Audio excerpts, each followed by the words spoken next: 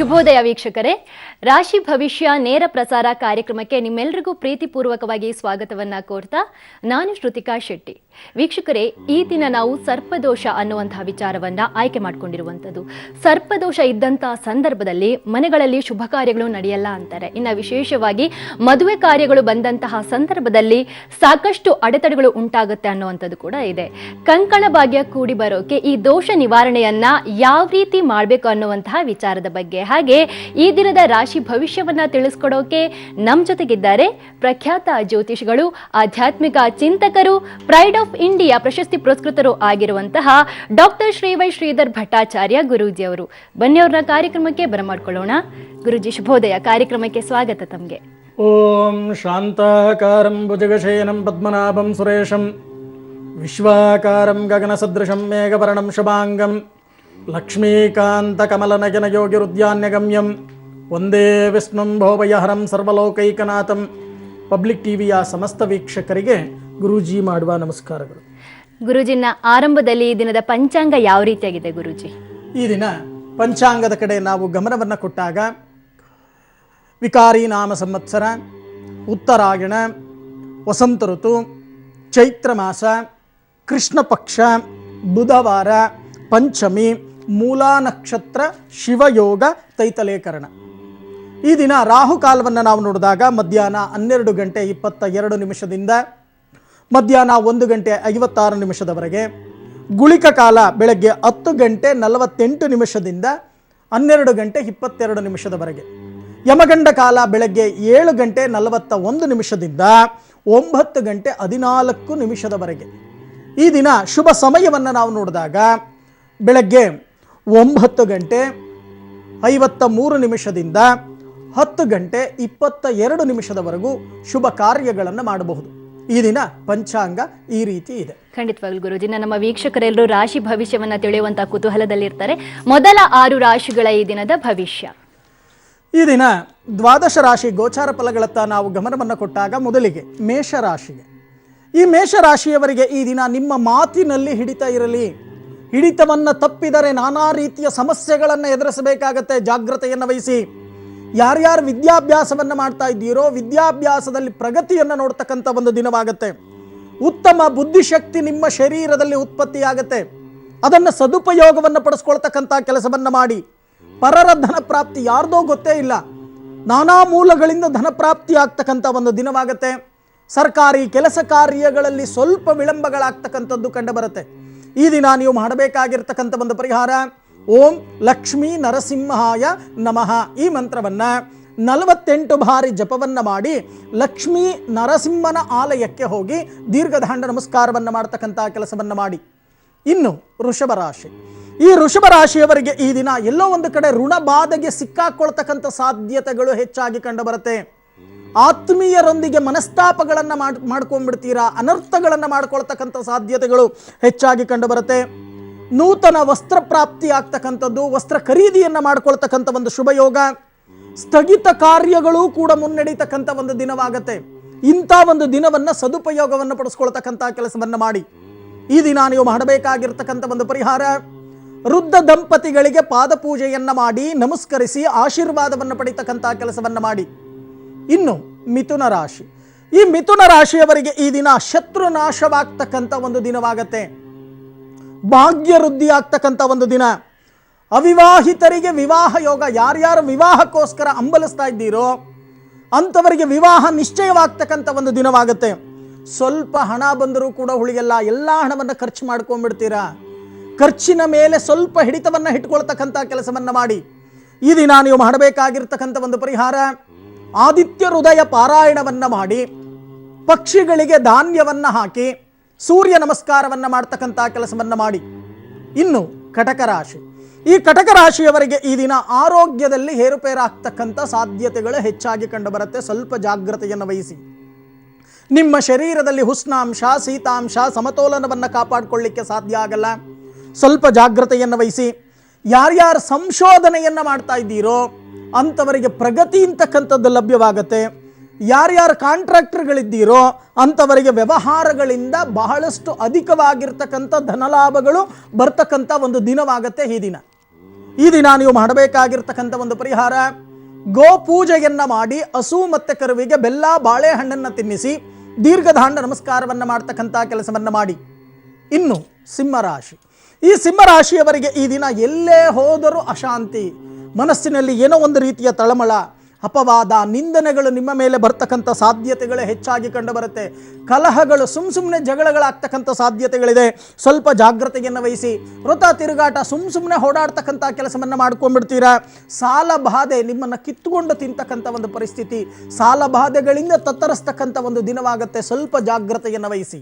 ಈ ದಿನ ನೀವು ಮಾಡಬೇಕಾಗಿರ್ತಕ್ಕಂಥ ಒಂದು ಪರಿಹಾರ, ಗಣೇಶನ ದೇವಾಲಯಕ್ಕೆ ಹೋಗಿ ಅರ್ಕ ಪುಷ್ಪಗಳನ್ನು ಅರ್ಪಣೆಯನ್ನ ಮಾಡಿ, ಅಂದರೆ ಬಿಳಿ ಎಕ್ಕದ ಹೂವನ್ನು ಅರ್ಪಣೆಯನ್ನ ಮಾಡಿ ದೀರ್ಘದಾಂಡ ನಮಸ್ಕಾರವನ್ನು ಮಾಡ್ತಕ್ಕಂಥ ಕೆಲಸವನ್ನು ಮಾಡಿ. ಇನ್ನು ಕನ್ಯಾ ರಾಶಿ, ಈ ಕನ್ಯಾ ರಾಶಿಯವರಿಗೆ ಈ ದಿನ ಕುಟುಂಬದಲ್ಲಿ ಸೌಖ್ಯ, ಸುಖಕರವಾದ ಒಂದು ವಾತಾವರಣ ಕುಟುಂಬದಲ್ಲಿ ಕಂಡು ಬರುತ್ತೆ. ಹಿರಿಯರ ಆಗಮನವಾಗ್ತಕ್ಕಂಥ ಒಂದು ದಿನವಾಗುತ್ತೆ. ಸುಖ ಭೋಜನ, ಸಂತಸ, ಸಂತೋಷ ಅಂತಕ್ಕಂಥದ್ದು ಲಭ್ಯವಾಗುತ್ತೆ. ಭೂಮಿ ಕೊಂಡುಕೊಳ್ಳಲಿಕ್ಕೆ ಮಾತುಕತೆಯನ್ನು ನಡೆಸ್ತಕ್ಕಂಥ ಒಂದು ದಿನವಾಗುತ್ತೆ. ಆದರೆ ಜಾಗ್ರತೆಯನ್ನು ವಹಿಸಿ, ದುಷ್ಟರಿಂದ ದೂರ ಇರ್ತಕ್ಕಂಥ ಕೆಲಸವನ್ನು ಮಾಡಿ.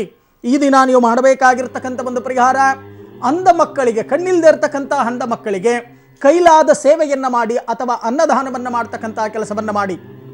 ಇದರಿಂದ ವಿಶೇಷವಾಗಿರ್ತಕ್ಕಂಥ ಫಲ ನಿಮಗೆ ಲಭ್ಯವಾಗುತ್ತೆ. ಸರಿ ಗುರುಜಿನ ಕಾರ್ಯಕ್ರಮದ ಮೊದಲ ಕರೆ ಸಿದ್ಧವಾಗಿದೆ. ಅನಿತಾ ಅವರು ಮೈಸೂರಿಂದ ಕರೆ ಮಾಡಿರೋದು. ನಮಸ್ತೆ ಮಾ. ನಮಸ್ತೆ ಮೇಡಮ್. ಯಾರ ಬಗ್ಗೆ ಕೇಳಬೇಕು ಮೇಡಮ್? ಮಗನ್ ಬಗ್ಗೆ ಕೇಳಬೇಕಾಗಿತ್ತು. ಹೆಸರೇನಮ್ಮ ಅವ್ರದ್ದು? ರೋಹಿತ್ ಕುಮಾರ್ ಅಂತ ಮೇಡಮ್. ಸರಿ, ಗುರುಜಿಯವರಿದ್ದಾರೆ, ಮಾತಾಡಿ. ಅಮ್ಮ ನಮಸ್ಕಾರ ತಾಯಿ. ನಮಸ್ತೆ ಗುರುಜಿ. ಅಮ್ಮ 1 ರಿಂದ 12ರಲ್ಲಿ ಒಂದು ಸಂಖ್ಯೆ ಹೇಳಿ. ಗುರುಜಿ 9 ಗುರುಜಿ. ನಿಮ್ಮ ಮನೆ ದೇವರು ಯಾವುದಮ್ಮ? ಅಂಕಾಳ ಪರಮೇಶ್ವರಿ ಗುರುಜಿ. ರೋಹಿತ್ ಏನು ಮಾಡ್ಕೊಂಡಿದ್ದಾರೆ? ರೋಹಿತ್ ಈಗ ಡಾಮಿನೋಸ್ ನಲ್ಲಿ ವರ್ಕ್ ಮಾಡ್ತಾ ಇದ್ದಾರೆ ಗುರುಜಿ, ಬೆಂಗಳೂರಿನಲ್ಲಿ. ಖಂಡಿತವಾಗಿ ನೋಡೋಣಮ್ಮ. ನೀವು ಹೇಳಿರ್ತಕ್ಕಂಥ ಒಂದು ಸಂಖ್ಯೆ ಪ್ರಕಾರ ನಾನು ತಾಳೆಗರಿ ಪ್ರಶ್ನೆಗೆ ಹೋಗ್ತಾ ಇದ್ದೇನೆ. ನೋಡೋಣ ಏನು ಹೇಳುತ್ತೆ.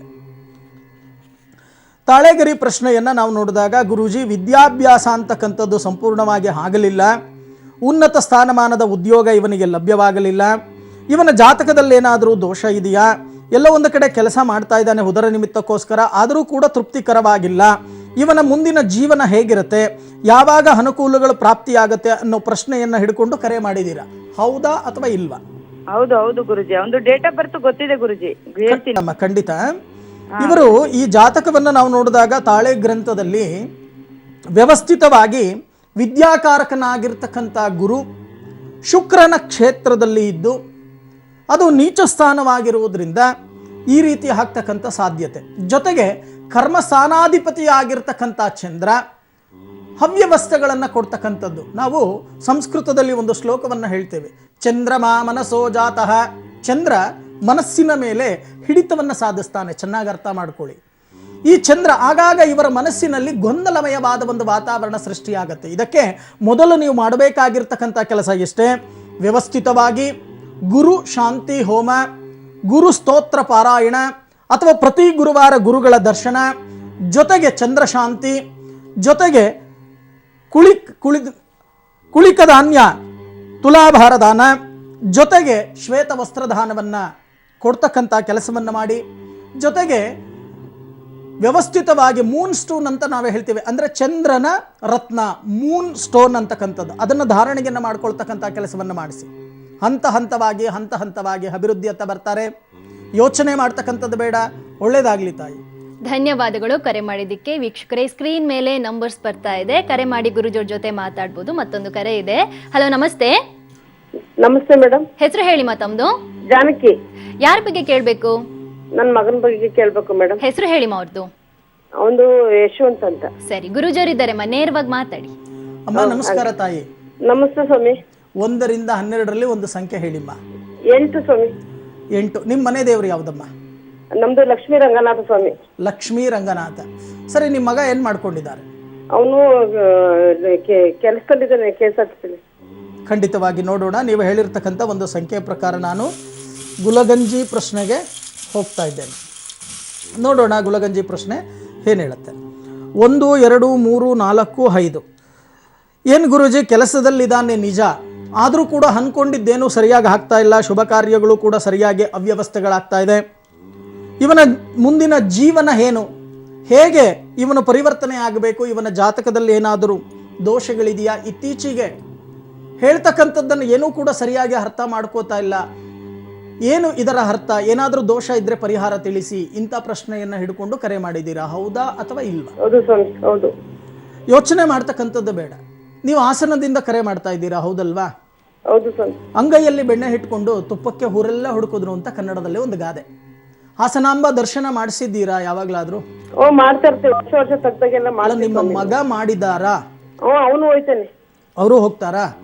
ವ್ಯವಸ್ಥಿತವಾಗಿ ಒಮ್ಮೆ ಹಾಸನಾಂಬ ದರ್ಶನ ಮಾಡ್ತಕ್ಕಂಥ ಸಮಯದಲ್ಲಿ ದಣಿದು ಬಂದ ಭಕ್ತಾದಿಗಳಿಗೆ ದದಿಯೋಗರೆ ಅಂದರೆ ಮೊಸರು ಅನ್ನವನ್ನ ಜಗನ್ಮಾತೆ ಹಾಸನಾಂಬೆಗೆ ನೈವೇದ್ಯವನ್ನ ಮಾಡಿ ಬರ್ತಕ್ಕಂಥ ಭಕ್ತಾದಿಗಳಿಗೆ ಯಥಾನುಶಕ್ತಿ ವಿನಿಯೋಗವನ್ನ ಮಾಡ್ತಕ್ಕಂಥ ಕೆಲಸವನ್ನ ಮಾಡಿ. ಇದರಿಂದ ಇವರ ಜಾತಕದಲ್ಲಿ ಇರ್ತಕ್ಕಂಥ ಕ್ರೂರ ಗ್ರಹಗಳು ಅಂತ ನಾವೇನು ಹೇಳ್ತೇವೆ ಅಂದ್ರೆ ಬ್ಯಾಡ್ ಎನರ್ಜಿ, ದೋಷಗಳನ್ನ ಉತ್ಪತ್ತಿಯನ್ನ ಮಾಡ್ತಕ್ಕಂಥ ಗ್ರಹಗಳು ಶಾಂತಿಯಾಗತ್ತೆ, ಆಗ ಅನುಕೂಲಗಳು ಪ್ರಾಪ್ತಿಯಾಗತ್ತೆ. ಈ ರೀತಿ ಮಾಡಿ ಯೋಚನೆ ಮಾಡ್ತಕ್ಕಂಥದ್ದು ಬೇಡ. ಒಳ್ಳೇದಾಗ್ಲಿ ತಾಯಿ. ಧನ್ಯವಾದಗಳು ಕರೆ ಮಾಡಿದ್ದಕ್ಕೆ ಗುರುಜಿ. ಇನ್ನುಳಿದಂತ 6 ರಾಶಿಗಳ ದಿನ ಭವಿಷ್ಯ. ಇನ್ನು ತುಲಾರಾಶಿ. ಈ ತುಲಾರಾಶಿಯವರಿಗೆ ಈ ದಿನ ಯಶಸ್ಸಿನ ಮೆಟ್ಟಿಲನ್ನು ತಲುಪ್ತಕ್ಕಂಥ ಒಂದು ದಿನವಾಗತ್ತೆ. ಸತ್ಕಾರ್ಯದಲ್ಲಿ ಆಸಕ್ತಿ ಹೆಚ್ಚಾಗ್ತಕ್ಕಂಥ ಒಂದು ದಿನವಾಗತ್ತೆ. ಮನಃಶಾಂತಿ, ಹಿತೈಷಿಗಳಿಂದ ಹೊಗಳಿಕೆಗೆ ಪಾತ್ರರಾಗ್ತಕ್ಕಂಥ ಒಂದು ದಿನವಾಗತ್ತೆ.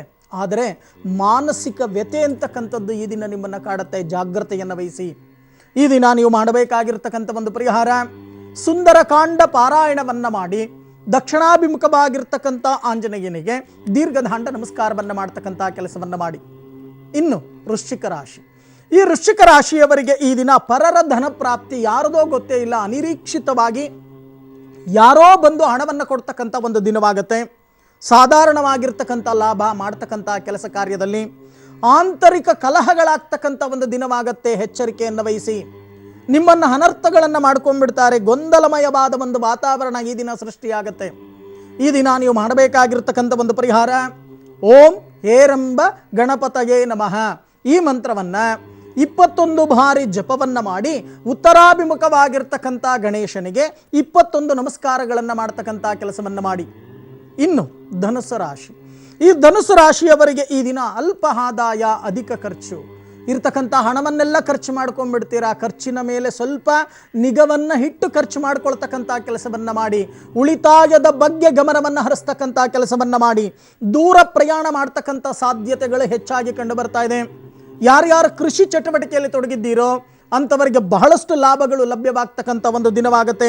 ನಾನಾ ವಿಚಾರಗಳಲ್ಲಿ ಆಸಕ್ತಿ, ಮಕ್ಕಳಿಂದ ದುಃಖವನ್ನು ಅನುಭವಿಸಬೇಕಾಗತ್ತೆ.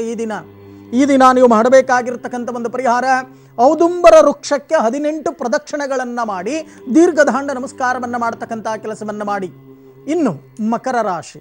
ಈ ಮಕರ ರಾಶಿಯವರಿಗೆ ಈ ದಿನ ಚಂಚಲ ಮನಸ್ಸನ್ನು ಏಕಾಗ್ರತೆಗೆ ತರ್ತಕ್ಕಂಥ ಕೆಲಸವನ್ನು ಮಾಡಿ. ಯಾರ್ಯಾರು ದಿನಸಿ ವ್ಯಾಪಾರಿಗಳಿದ್ದೀರೋ ಅಂಥವರಿಗೆ ಬಹಳಷ್ಟು ಲಾಭ.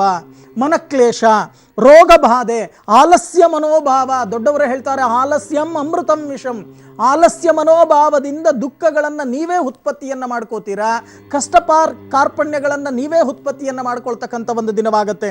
ಈ ದಿನ ನೀವು ಮಾಡಬೇಕಾಗಿರ್ತಕ್ಕಂಥ ಒಂದು ಪರಿಹಾರ, ದಕ್ಷಿಣಾಮೂರ್ತಿಯ ದೇವಾಲಯಕ್ಕೆ ಭೇಟಿಯನ್ನು ನೀಡಿ ಹಳದಿ ಪುಷ್ಪವನ್ನ ಅರ್ಪಣೆಯನ್ನ ಮಾಡಿ ದೀರ್ಘದಾಂಡ ನಮಸ್ಕಾರವನ್ನ ಮಾಡ್ತಕ್ಕಂಥ ಕೆಲಸವನ್ನ ಮಾಡಿ.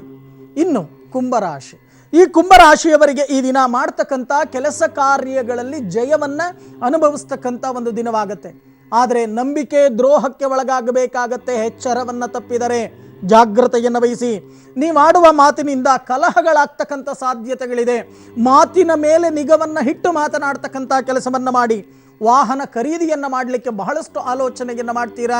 ಈ ದಿನ ನೀವು ಮಾಡಬೇಕಾಗಿರ್ತಕ್ಕಂಥ ಒಂದು ಪರಿಹಾರ, ಓಂ ಸುದರ್ಶನಾಯ ನಮಃ ಈ ಮಂತ್ರವನ್ನು 108 ಬಾರಿ ಜಪವನ್ನು ಮಾಡಿ ಸುದರ್ಶನನ ಆಲಯಕ್ಕೆ ಹೋಗಿ 12 ಪ್ರದಕ್ಷಿಣಾ ನಮಸ್ಕಾರವನ್ನು ಮಾಡ್ತಕ್ಕಂಥ ಕೆಲಸವನ್ನು ಮಾಡಿ.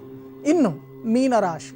ಈ ಮೀನರಾಶಿಯವರಿಗೆ ಈ ದಿನ ಹಣಕಾಸಿನ ವಿಚಾರದಲ್ಲಿ ಜಾಗ್ರತೆಯನ್ನು ವಹಿಸಿ. ಇಲ್ಲ ಅಂದರೆ ನಿಮ್ಮ ಹತ್ರ ಇರೋ ಹಣ ಕಳೆದು ಹೋಗ್ತಕ್ಕಂಥ ಸಾಧ್ಯತೆಗಳಿದೆ, ಅಥವಾ ಬೇರೆಯವರ ಅವರ ಜೋಬಿಗೆ ಹೋಗ್ತಕ್ಕಂಥ ಸಾಧ್ಯತೆಗಳಿದೆ. ಸ್ವಲ್ಪ ಜಾಗ್ರತೆಯನ್ನು ವಹಿಸಿ. ಹೊಗಳಿಕೆಗೆ ಮಾತಿಗೆ ಮರುಳಾಗದಿರಿ. ಯಾರಾದರೂ ಬೆಳ್ಳಗೆ ಮಾತಾಡಿ ನಿಮ್ಮ ಹತ್ರ ಇರ್ತಕ್ಕಂಥ ಹಣವನ್ನು ಕಸ್ಕೊಂಡು ಹೋಗ್ತಕ್ಕಂಥ ಒಂದು ಪರಿಸ್ಥಿತಿ ಕೂಡ ಕಂಡು ಬರುತ್ತೆ.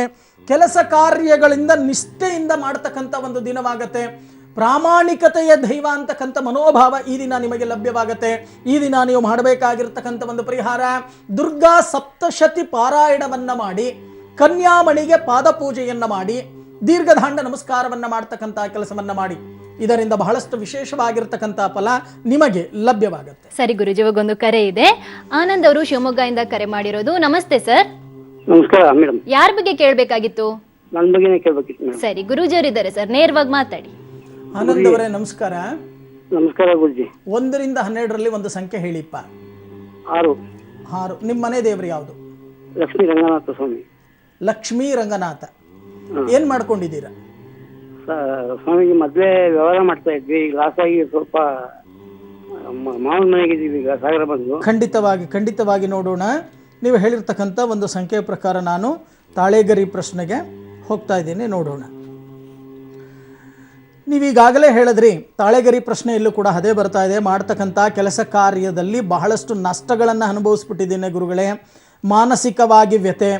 ಆದರೆ ಏನು ಮಾಡಬೇಕು ಅಂತಕ್ಕಂಥದ್ದು ಗೊತ್ತಾಗ್ತಾ ಇಲ್ಲ, ಮುಂದೆ ದಾರಿ ತೋರಿಸ್ತಾ ಇಲ್ಲ. ಆದರೆ ನನಗೆ ಯಾಕೆ ಇಷ್ಟೊಂದು ಕಷ್ಟ ಕಾರ್ಪಣ್ಯಗಳು ಅಂತಕ್ಕಂಥದ್ದು, ನಂಬಿಕೆ ದ್ರೋಹಕ್ಕೂ ಕೂಡ ಒಳಗಾಗ್ಬಿಟ್ಟಿದ್ದೇನೆ, ಏನು ಮಾಡಬೇಕು ಅಂತಕ್ಕಂಥದ್ದು ಅರ್ಥ ಆಗ್ತಾ ಇಲ್ಲ, ಇದಕ್ಕೇನಾದರೂ ಪರಿಹಾರವನ್ನು ತಿಳಿಸಿ ಅನ್ನೋ ಪ್ರಶ್ನೆಯನ್ನು ಹಿಡ್ಕೊಂಡು ಕರೆ ಮಾಡಿದ್ದೀರಾ. ಹೌದಾ ಅಥವಾ ಇಲ್ವಾ? ಕೇಳಿಸ್ತಾ ಇದೆಯಾ? ಕೇಳಿಸ್ತಾ ಇದೆ. ಹೌದಾ ಅಥವಾ ಇಲ್ವಾ? ಹೌದೌದು. ಮೊದಲು ನೀವು ಮಾಡಬೇಕಾಗಿರ್ತಕ್ಕಂಥ ಕೆಲಸ, ನಿಮ್ಮ ಜಾತಕವನ್ನು ಪರಿಶೀಲನೆಯನ್ನ ಮಾಡಿ, ರಾಹು ಮತ್ತು ಕೇತುಗಳ ಮಧ್ಯಭಾಗದಲ್ಲಿ ಷಷ್ಠಗ್ರಹಗಳ ಬಂಧನ ಅಂದರೆ 6 ಗ್ರಹಗಳ ಬಂಧನದಲ್ಲಿದ್ದು 1 ಗ್ರಹ ಹೊರಗಡೆ ಇರ್ತಕ್ಕಂಥದ್ದು ಕಂಡು ಬರ್ತಾ ಇದೆ. ಇದನ್ನು ಅಪೂರ್ಣ ಕಾಲ ಸರ್ಪದೋಷ ಅಂತ ಕರಿತೇವೆ. ಅಂದರೆ ಪಿತ್ರಾರ್ಜಿತವಾಗಿ ಬಂದಿರತಕ್ಕಂಥ ಬಳುವಳಿ, ಅದಕ್ಕೆ ಸರ್ಪದೋಷ, ಅಪೂರ್ಣ ಕಾಲ ಸರ್ಪದೋಷ. ಇದಕ್ಕೆ ವ್ಯವಸ್ಥಿತವಾದ ಸರ್ಪ ಸಂಸ್ಕಾರ, ನಾಗ ಕಲ್ಯಾಣೋತ್ಸವ, ಏಕಾಂತ ಸೇವಾ, ನಾಗಶಾಂತಿ ಹೋಮ, ಮಾರಕ ಗ್ರಹಗಳಾಗಿರ್ತಕ್ಕಂಥ ರಾಹು ಕೇತು ಕುಜ ಶಾಂತಿ ಹೋಮಗಳನ್ನು ನೀವೇ ಕೂತು ಶ್ರದ್ಧಾ ಭಕ್ತಿ ಏಕಾಗ್ರತೆಯಿಂದ ಆಚರಣೆಯನ್ನು ಮಾಡಿ, ಅದರಲ್ಲಿ ಬರ್ತಕ್ಕಂಥ ರಕ್ಷೆಯನ್ನು ಪ್ರತಿನಿತ್ಯ ಹಣೆಯಲ್ಲಿ ಧರಿಸ್ಕೊಳ್ತಕ್ಕಂಥದ್ದು. ಪ್ರತಿ ಶನಿವಾರ ಆಂಜನೇಯನ ಗುಡಿಗೆ ಹೋಗಿ ದೀರ್ಘದಾಂಡ ನಮಸ್ಕಾರವನ್ನು ಮಾಡ್ತಕ್ಕಂಥ ಕೆಲಸವನ್ನು ಮಾಡ್ತಾ ಬನ್ನಿ. ನೀವು ಎಷ್ಟು ಶ್ರದ್ಧಾ ಭಕ್ತಿಯಿಂದ ಮಾಡ್ತೀರೋ ಅಷ್ಟೇ ಪ್ರಮಾಣದಲ್ಲಿ ದೋಷ ಪ್ರಮಾಣ ಕಮ್ಮಿ ಆಗತ್ತೆ, ಶುಭ ಫಲಗಳು ಪ್ರಾಪ್ತಿಯಾಗತ್ತೆ. ಈ ರೀತಿ ಮಾಡಿ ಯೋಚನೆ ಮಾಡ್ತಕ್ಕಂಥದ್ದು ಬೇಡ. ಒಳ್ಳೇದಾಗ್ಲಿಪ್ಪ. ಧನ್ಯವಾದಗಳು ಕರೆ ಮಾಡಿದ್ದಕ್ಕೆ. ಗುರುಗಳೇ, ಇನ್ನ ಸರ್ಪದೋಷ ಇದ್ದಂಥ ಸಂದರ್ಭದಲ್ಲಿ ಸಾಕಷ್ಟು ಸಮಸ್ಯೆಗಳು ಬರುತ್ತೆ, ಶುಭ ಕಾರ್ಯಗಳು ನಡೆಯಲ್ಲ ಅನ್ನುವಂಥದ್ದು ಇದೆ ಗುರುಜಿ. ಇದಕ್ಕೆ ಪರಿಹಾರ ಅಂತ ಬಂದಾಗ ಏನೇನಿರುತ್ತೆ ಅನ್ನುವಂಥದ್ದು ನಮ್ಮ ವೀಕ್ಷಕರಿಗೆ ತಿಳಿಸ್ಕೊಡಿ. ಮುಖ್ಯವಾಗಿ ಸರ್ಪದೋಷ ಅಂತಕ್ಕಂಥದ್ದು ಎಲ್ಲರೂ ಕೂಡ ಸರ್ಪದೋಷ, ಯಾರಾದರೂ ಜಾತಕ ತೋರಿಸಿದ್ರೆ ಸಾಕು ಸರ್ಪದೋಷ ಇದೆ ಅಂತ ಅಂದ್ಬಿಡೋದು. ಸುಮ್ಮನೆ ಹೇಳ್ತಕ್ಕಂಥ ಕೆಲಸಗಳನ್ನು ಇತ್ತೀಚೆಗೆ ಮಾಡ್ತಾ ಇದ್ದಾರೆ. ಆದರೆ ಚೆನ್ನಾಗಿ ಅರ್ಥ ಮಾಡ್ಕೊಳ್ಳಿ, ಇವತ್ತು ಪ್ರತಿಯೊಬ್ಬರು ಕೂಡ ವಿದ್ಯಾವಂತರಿದ್ದೀರಾ, ಅಕ್ಷರಸ್ಥರ ಅನಕ್ಷರಸ್ಥರ ಯಾರೂ ಇಲ್ಲ. ಚೆನ್ನಾಗಿ ಅರ್ಥ ಮಾಡ್ಕೊಳ್ಳಿ. ನಿಮ್ಮ ಜಾತಕವನ್ನು ಇಟ್ಟುಕೊಂಡು ವ್ಯವಸ್ಥಿತವಾಗಿ ನೋಡಿ. ನಾನು ಒಂದು ಸೆಂಟೆನ್ಸನ್ನು ಹೇಳ್ತೇನೆ, ಒಂದು ಪ್ಯಾರಾಗ್ರಾಫನ್ನು ಹೇಳ್ತೇನೆ, ಅದನ್ನು ಚೆನ್ನಾಗಿ ಅರ್ಥ ಮಾಡ್ಕೊಳ್ಳಿ. ರಾಹು ಕೇತುಗಳು ಸರ್ಪದ ತಲೆ ಮತ್ತೆ ಬಾಲಗಳಾಗಿದ್ದು ಒಂದೇ ದೇಹದ 2 ಅಂಗಗಳಾಗಿದ್ದರಿಂದ ಇವುಗಳ ಬಂಧನವನ್ನು ಕಾಲಸರ್ಪಯೋಗವೆಂದು ಉಲ್ಲೇಖಿಸಲಾಗಿದೆ, ಹಾಗೂ ಒಂದೇ ದೇವರ ಪೂಜೆ ಹೇಳಲಾಗಿದೆ. ಇದು ನಾಗಪುರಾಣ ಗ್ರಂಥದಲ್ಲಿ ಲಭ್ಯ. ಅಂದರೆ ನಿಮ್ಮ ಜಾತಕದಲ್ಲಿ ರಾಹು ಮತ್ತು ಕೇತುಗಳ ಮಧ್ಯಭಾಗದಲ್ಲಿ ಸಪ್ತಗ್ರಹಗಳು ಬಂಧನವಾಗಿದ್ದರೆ, 7 ಗ್ರಹಗಳು ಬಂಧನವಾಗಿದ್ದರೆ ಕಾಲಸರ್ಪದೋಷ. 1 ಗ್ರಹ ಹೊರಗಿದ್ದು 6 ಗ್ರಹಗಳು ಬಂಧನದಲ್ಲಿದ್ದರೆ ಅದು ಅಪೂರ್ಣ ಕಾಲಸರ್ಪದೋಷ. ಚೆನ್ನಾಗಿ ಅರ್ಥ ಮಾಡ್ಕೊಳ್ಳಿ. ಸರ್ಪದೋಷ ಇದ್ದಂಥವರಿಗೆ ನೀವೇನೇ ಮಾಡಿ ಮನೆ ಕಟ್ಟೋಕ್ಕಾಗಲ್ಲ, ಮದುವೆ ಮಾಡೋಕ್ಕಾಗಲ್ಲ, ಮದುವೆ ಆದರೂ ಸಹಿತ ಸುಖವಾಗಿರಲಿಕ್ಕೆ ಸಾಧ್ಯ ಇಲ್ಲ. ಇಲ್ಲದೇ ಇರತಕ್ಕಂಥ ನಷ್ಟಗಳು, ಇಲ್ಲದೇ ಇರತಕ್ಕಂಥ ಕಷ್ಟ ಕಾರ್ಪಣ್ಯಗಳು, ಬಹಳಷ್ಟು ನಿಂದನೆಗಳು, ಅಪವಾದಗಳು ಇವೆಲ್ಲವೂ ಕೂಡ ಬರ್ತಕ್ಕಂಥ ಸಾಧ್ಯತೆ. ಇದನ್ನು ಹೇಗೆ ಪರಿಹಾರವನ್ನು ಮಾಡಬೇಕು? ನಾಗಪುರಾಣದಲ್ಲಿ ಹೇಳುತ್ತೆ, ಪ್ರತ್ಯೇಕವಾಗಿ ಸರ್ಪ ಸಂಸ್ಕಾರವನ್ನು ಆಚರಣೆಯನ್ನು ಮಾಡು. ಚೆನ್ನಾಗಿ ಅರ್ಥ ಮಾಡ್ಕೊಳ್ಳಿ. ಪ್ರತ್ಯೇಕ ಅಂತ ಅಂದರೆ ಏನು? ನಿಮ್ಮ ಕುಟುಂಬದವರು ಮಾತ್ರ ಭಾಗವಹಿಸಬೇಕು, ನೀವುಗಳೇ ಕೂತು ಶ್ರದ್ಧಾ ಭಕ್ತಿ ಏಕಾಗ್ರತೆಯಿಂದ ಆಚರಣೆಯನ್ನು ಮಾಡಬೇಕು. ಯಾವ ಸ್ಥಳದಲ್ಲಿ ಮಾಡಬೇಕು? ದೇವಾಂಶ ಸಂಭೂತವಾಗಿರ್ತಕ್ಕಂಥ ನಾಗದೇವತೆಗಳು ಎಲ್ಲಿ ಸಂಚಾರವನ್ನು ಮಾಡ್ತಾರೋ ಅಂಥ ಸ್ಥಳಗಳಲ್ಲಿ ವ್ಯವಸ್ಥಿತವಾಗಿ ನಾವು ಮಾಡಿದಾಗ ಅನುಕೂಲಗಳು ನಮಗೆ ಲಭ್ಯವಾಗುತ್ತೆ. ಈ ರೀತಿ ಸರ್ಪ ಸಂಸ್ಕಾರವನ್ನು ನಿವಾರಣೆಯನ್ನು ಮಾಡಬೇಕು. ನಿಮಗೆಲ್ಲರಿಗೂ ಕೂಡ ಸರ್ಪದೋಷ ಇದ್ದರೆ ನಿವಾರಣೆಯಾಗಲಿ, ಅವನ ಅನುಗ್ರಹದಿಂದ, ಸರ್ಪರಾಜನ ಅನುಗ್ರಹದಿಂದ ಮಾಡ್ತಕ್ಕಂಥ ಕೆಲಸ ಕಾರ್ಯಗಳೆಲ್ಲವೂ ಕೂಡ ಅನುಕೂಲಗಳು ಬರಲಿ ಅಂತ ಹೇಳಿ ನಾನೂ ಕೂಡ ನಾಗಿಣಿ ಸಮೇತ ಸರ್ಪರಾಜನನ್ನು ಪ್ರಾರ್ಥನೆಯನ್ನು ಮಾಡ್ತೀನಿ. ಖಂಡಿತವಾಗ್ಲೂ ಗುರುಜಿ, ಸಾಕಷ್ಟು ವಿಚಾರಗಳನ್ನು ನಮ್ಮ ವೀಕ್ಷಕರಿಗೆ ತಿಳಿಸ್ಕೊಟ್ರಿ. ಧನ್ಯವಾದ ತಮಗೆ. ಸರ್ವೇ ಜನ ಸುಖಿನೋ ಭವಂತು, ಸಮಸ್ತ ಸನ್ಮಂಗಳಾನಿ ಭವಂತು. ವೀಕ್ಷಕರೇ, ಇನ್ನ ಗುರೂಜ್ ಅವರನ್ನ ನೇರವಾಗಿ ಭೇಟಿಯಾಗಲು ಇವಾಗೊಂದು ಅಡ್ರೆಸ್ ಡಿಸ್ಪ್ಲೇ ಆಗುತ್ತೆ, ನೋಟ್ ಮಾಡ್ಕೊಳ್ಳಿ. ಶ್ರೀ ಸಿದ್ಧಿವಿನಾಯಕ ಜ್ಯೋತಿಷ್ಯ ಕೇಂದ್ರ, ನಂಬರ್ 202/2, HPR 5ನೇ block, telecom layout, KEB office ಹತ್ತಿರ, ನಾಗವಾರ ರಿಂಗ್ ರಸ್ತೆ, ಬೆಂಗಳೂರು 43. ಮೊಬೈಲ್ ಸಂಖ್ಯೆ 9972253004, 997222530005. ವೀಕ್ಷಕರೇ, ಇದಾಗಿತ್ತು ಈ ದಿನದ ರಾಶಿ ಭವಿಷ್ಯ ನೇರ ಪ್ರಸಾರದ ಕಾರ್ಯಕ್ರಮ.